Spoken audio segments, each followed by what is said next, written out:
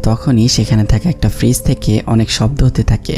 হঠাৎ করে সেই ভয়ঙ্কর মনস্টারটি জমির নিচ থেকে উপরে উঠে আসে এবং সেখানে থাকা একজন লোককে খেয়ে ফেলে। ইতিমধ্যেই সেখানে আরো কিছু মনস্টার চলে আসে, তাই সবাই জীবন বাঁচাতে বাড়ির ছাদের উপর উঠে পড়ে। সেখানে বার্ড এবং হেদার্ড সবাইকে দূরবীন দিয়ে ছাদের উপর দেখতে পায় এবং তখনই মনস্টার তাদের ঘরের দেয়াল ভেঙে রুমে ঢুকে পড়ে। কিন্তু বার্ড এবং হেদার্ড মিলে সেই মনস্টারকে মারার জন্য প্রস্তুত ছিল, তাই তারা দুজন মিলে মনস্টারগুলোকে গুলি করে মেরে ফেলে।